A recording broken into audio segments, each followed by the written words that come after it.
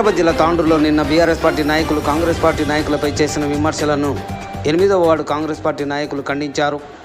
Slum area అయిన Rajiv Indiramma colony అభివృద్ధి కోసం ఎమ్మెల్యే మనోహర్ రెడ్డి తీవ్రంగా కృషి చేస్తున్నారని, ఇప్పటికే కాలనీలో సీసీ రోడ్లు, డ్రైనేజీలు ఏర్పాటు చేయడం జరిగిందని నాయకులు సాయప్ప, ఎన్ఎస్యుఐ తాండూరు నియోజకవర్గ అధ్యక్షులు జిలానీలు పేర్కొన్నారు. 10 ఏళ్లలో చేయని అభివృద్ధిని 2 ఏళ్లలోనే పూర్తి చేస్తున్న ఎమ్మెల్యే మనోహర్ రెడ్డి కృషిని వారు అభినందించారు. వార్డుల అభివృద్ధికి ప్రతిపక్షాలు కలిసి రావాలని వారు కోరారు. ఈ కార్యక్రమంలో కాంగ్రెస్ పార్టీ 8వ వార్డు ఇన్ఛార్జి నాయకులు సాయప్ప, మాజీ కౌన్సిలర్ వెంకన్నగౌడ్, ఎన్ఎస్యుఐ తాండూరు నియోజకవర్గ ఇన్ఛార్జి అధ్యక్షులు జిలానీ, కాంగ్రెస్ జిల్లా ఉపాధ్యక్షురాలు అర్షియా, మహిళా సీనియర్ నాయకురాలు అమీనా బేగం, సీనియర్ నాయకులు వాజిబ్, నవాజ్, సోయబ్, బాబు సాహెబ్, కమల మరియు మొయిజ్ ఖురేషీలు పాల్గొన్నారు.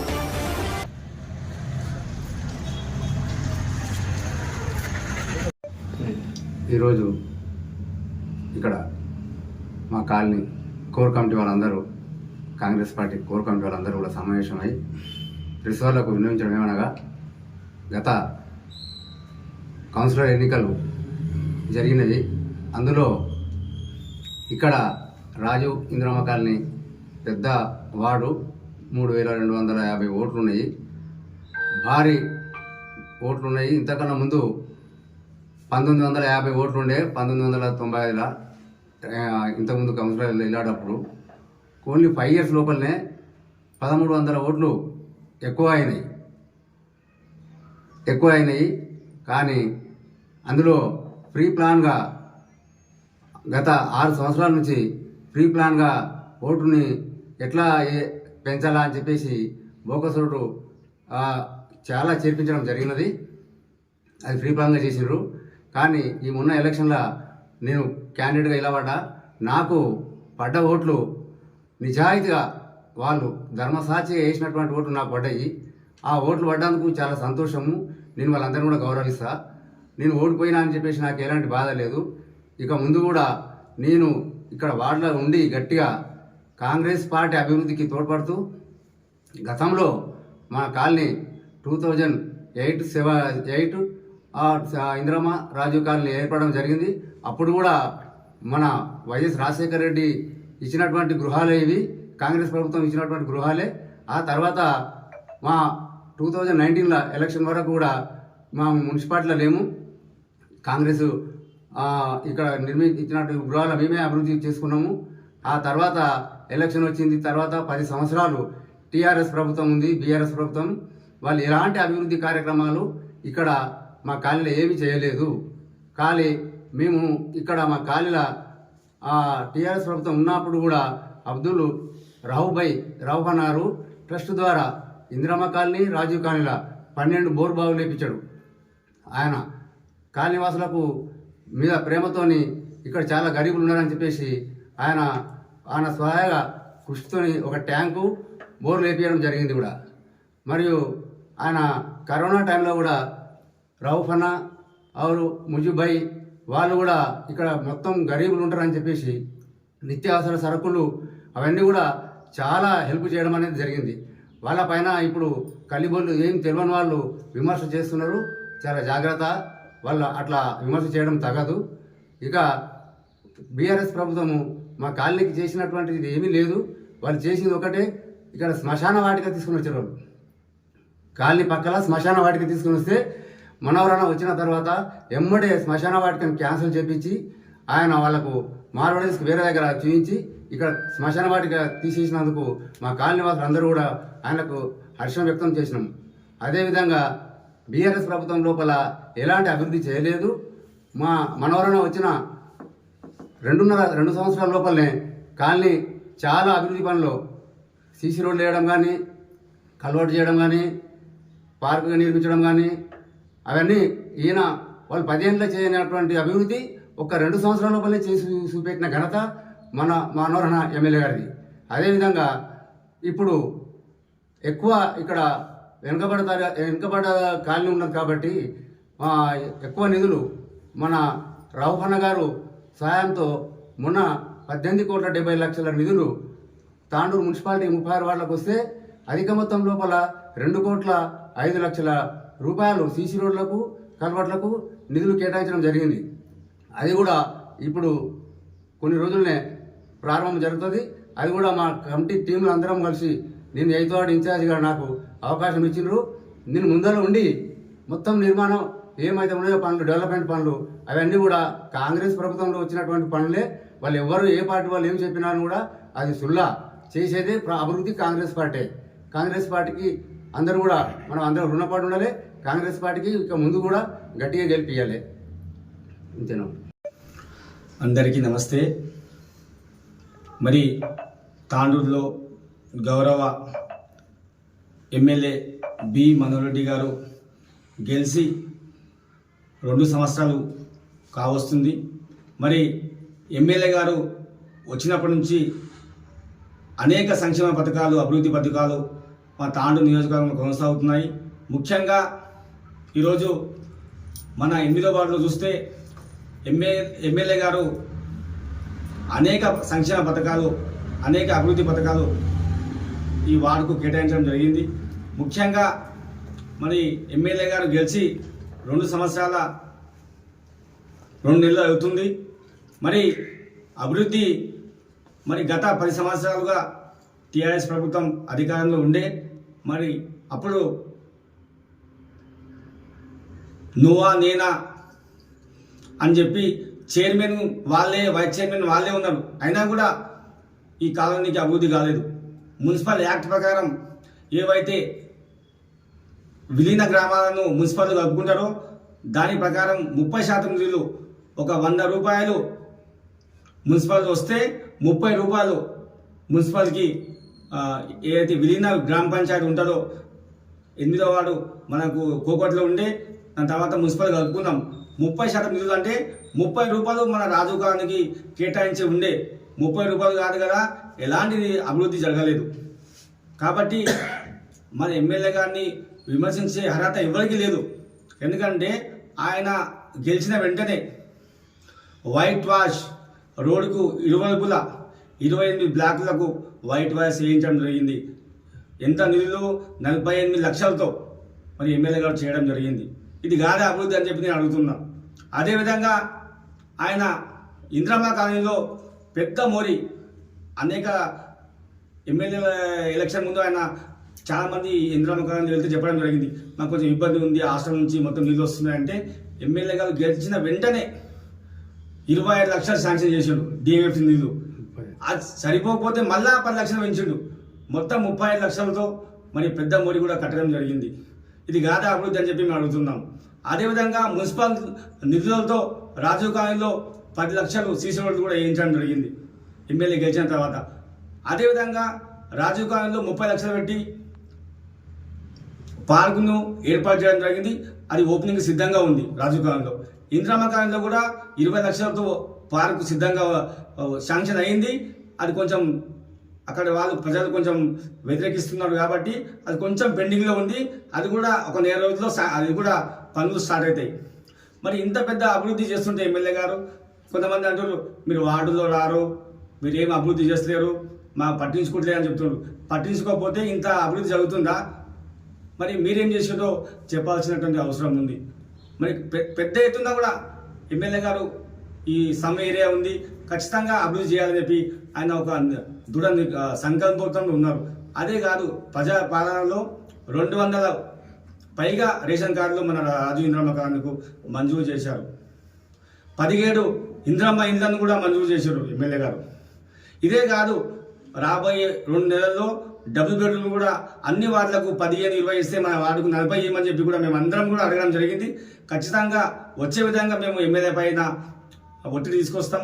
ఖచ్చితంగా ఈ వార్డు రాజు ఇంద్రమ్మ కాలనీ వార్డును ఖచ్చితంగా ఎమ్మెల్యే సహకారంతో, రాష్ట్ర ప్రభుత్వం సహకారంతో అభివృద్ధి చేసుకుంటాం. ఖచ్చితంగా లోకల్గా ఎమ్మెల్యే మనోహర్ రెడ్డి ఉన్నారు, రాష్ట్రంలో కాంగ్రెస్ ప్రభుత్వం అధికారంలో ఉంది. ఖచ్చితంగా మేము అభివృద్ధి చేసి చూపిస్తామని చెప్పి ఈ సందర్భంగా తెలియజేస్తున్నాం. ఇవే కాదు, గత 2 నెలల కింద మరి కేంద్ర ప్రభుత్వ మౌలిక సదుపాయాల కింద మనకు 18 కోట్ల రూపాయల నిధులు 70 లక్షల నిధులు మంజూరు కావడం జరిగింది. దానిలో కేవలం మన 8వ వార్డుకు 2,05,00,000 రూపాయలు శాంక్షన్ కావడం జరిగింది. ఎన్నికల కోడ్ సందర్భంగా టెండర్లు వేయలేకపోయారు. ఒక నెల లోపల 2 నెలల లోపల అది కూడా 2,05,00,000 నిధులు రాజు ఇంద్రమ్మ కాలనీలో పెట్టడం జరిగింది. అవి కూడా అతి తొందరలో కూడా ఎమ్మెల్యే ద్వారా శంకుస్థాపన జరుగుతాయి. శంకుస్థాపన జరిగిన పనులు కూడా ఖచ్చితంగా జరుగుతాయి. అభివృద్ధి అనేది ఏందో ఎమ్మెల్యే గారి ఆధ్వర్యంలో మా కాంగ్రెస్ కార్యకర్త రాజు ఇంద్రమ్మ కాలనీ వాళ్ళ ఆధ్వర్యంలో ఖచ్చితంగా జరుగుతుంది. దీంట్లో ఎలాంటి సందేహం లేదు.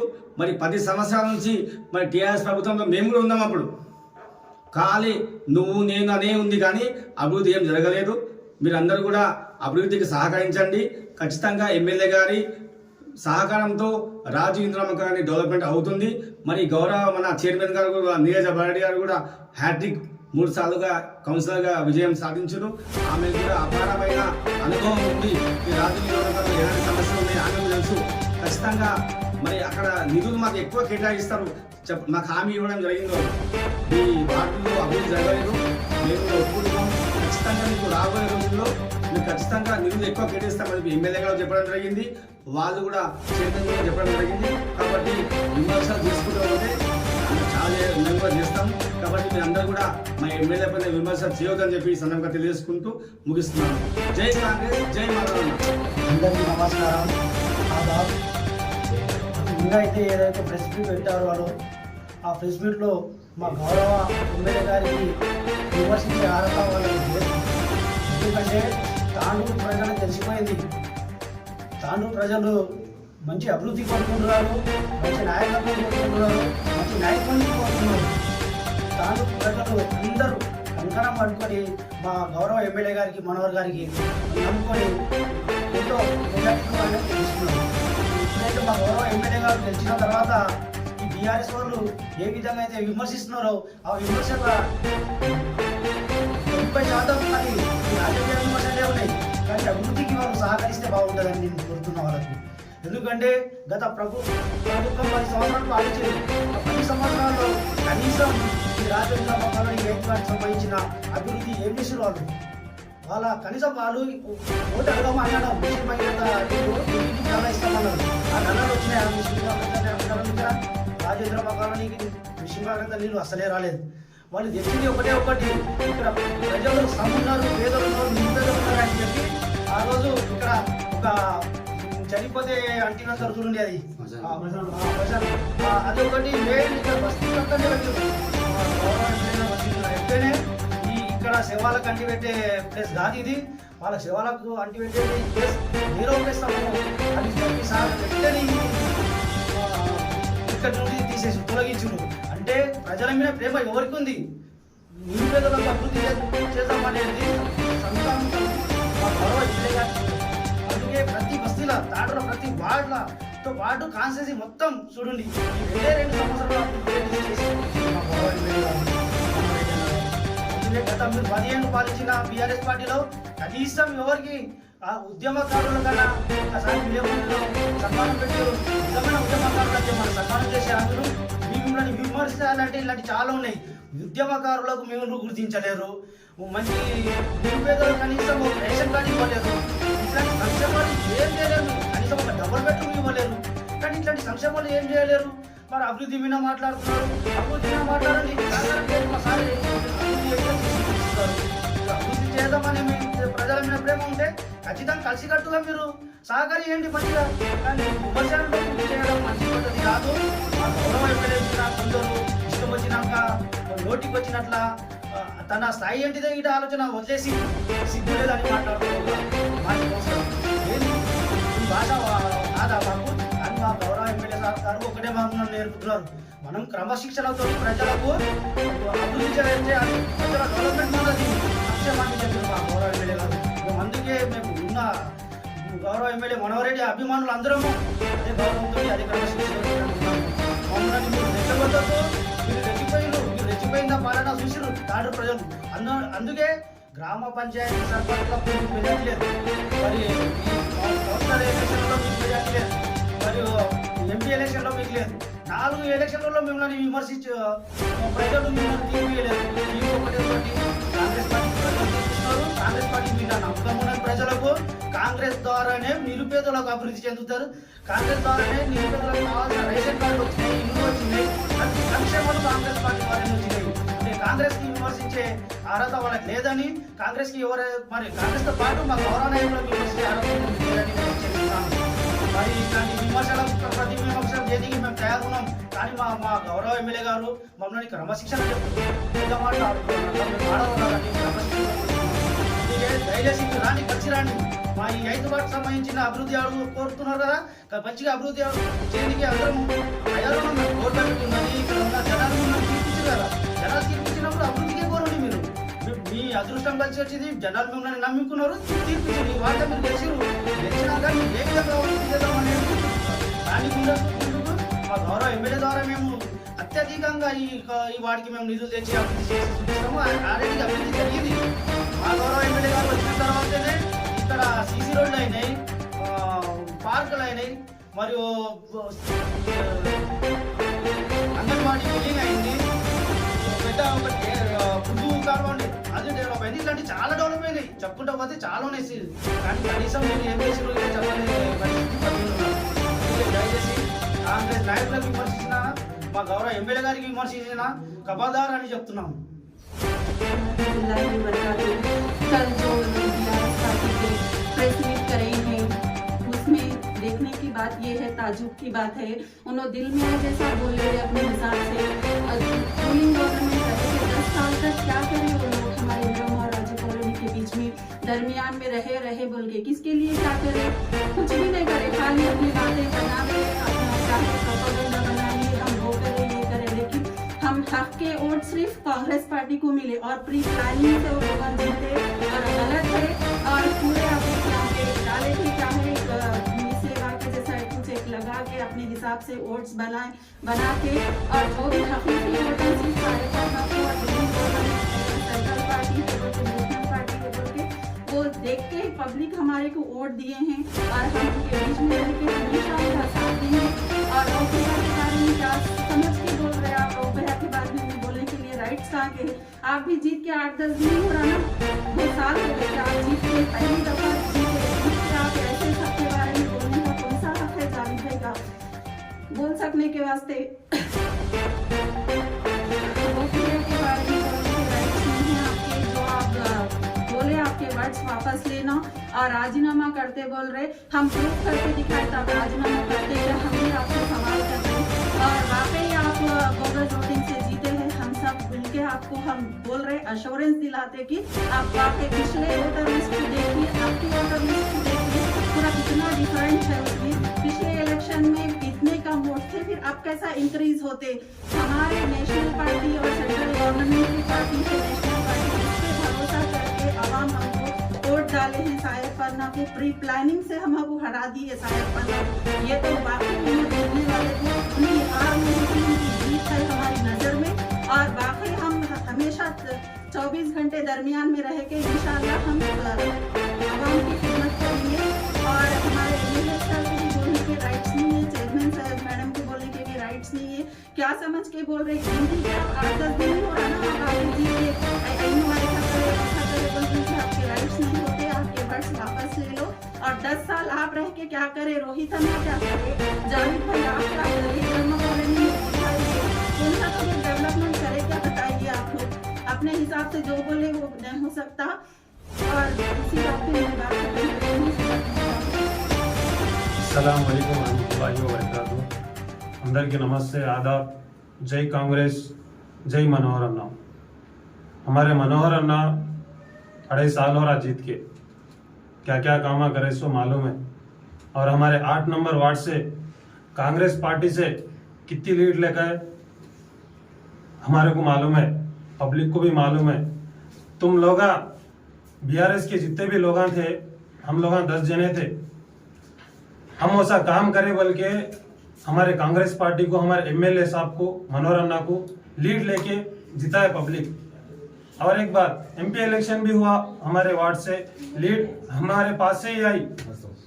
36 वार्ड में ज़्यादा वार्ड में हमारे 8 नंबर वार्ड से आई। और एक बात मैं कहना चाहता हूँ, ये जो बातें कह रहे हैं आप लोग कैसा जीते और हमारे को मालूम है तुम कैसा जीते। और एक बात, ये पार्टी को धब्बा नहीं लगाना।